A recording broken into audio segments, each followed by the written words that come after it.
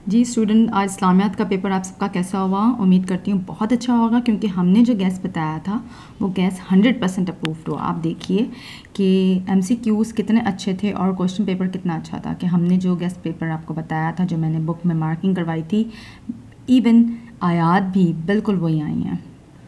आप एमसीक्यूज़ देखिए। हज़रत मोहम्मद सल्लल्लाहु अलैहि वसल्लम की आमद से तसव्वुर उभरा कौमियत का। ग़ज़वा बदर का जिक्र किया गया है सूरह अनफाल में। अफ़ज़ल आमाल ला इलाहा इल्लल्लाह। मुर्तशी का मतलब रिश्वत लेने वाला। माल गनीमत बुनियादी तौर पर हक़ है अल्लाह और उसके रसूल का। सूरह अहज़ाब में जिन सहाबी का नाम है वो हैं हज़रत ज़ैद रज़ी अल्लाह अन्हु। शुक्र करने के सबसे ज़्यादा मुस्तहिक़ हैं अल्लाह ताला। अल्लाह के नज़दीक बदतरीन जानवर काफिर। हस्बुकल्लाह, अल्लाह ताला तुम्हारे लिए काफ़ी है। ए परवरदिगार, हम काफिरों के हाथ से अजाब ना दिलाना। ये दुआ है हज़रत इब्राहीम अलैहिस्सलाम की।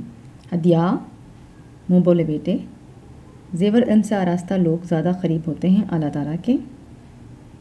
सिलसिला हिदायत के आखिरी पैगंबर हैं हज़रत मोहम्मद सल्लल्लाहु अलैहि वसल्लम। 3 फ़राइज़ हैं गुस्ल के।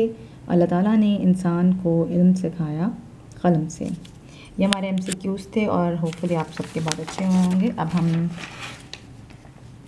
क्वेश्चन पेपर की तरफ आते हैं, जिसमें हमारे पास आयात का जो सेक्शन है, आप देखिए कि ये जो आयात है अदबार, मैंने आपको बताया था कि आयात पे मैंने मार्किंग लगाई थी। ये सूरह अनफाल से है। सूरह अनफाल से 2 आयात आनी थी, सूरह अहज़ाब से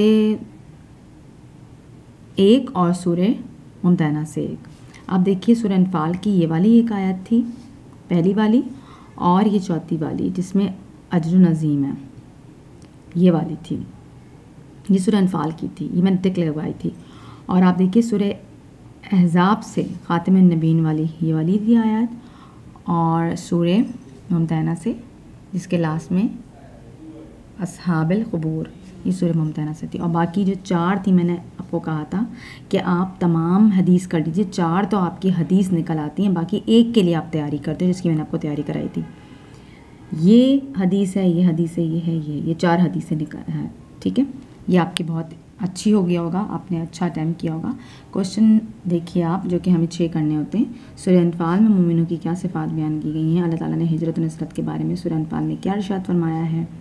सूरह अहज़ाब में अल-मुवक्कीन के बारे में क्या फरमाया गया है? सूरह अहज़ाब में अल्लाह ताला ने अज़वाज नबी को किन 2 बातों से किसी एक को इख्तियार करने के बारे में फरमाया गया है?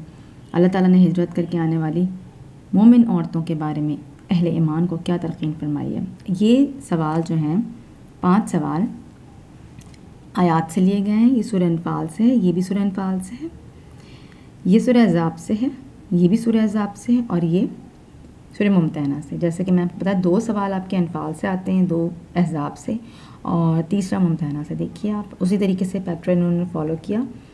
बहुत अच्छा पेपर है। और आप देखिए हदीस से 3 सवाल हैं। हदीस की रोशनी में तकमील ईमान के उसूल, हदीस की रोशनी में इंसानी हुकूक की वजाहत कीजिए, हदीस की रोशनी में हुसूल इल्म की अहमियत तहरीर कीजिए।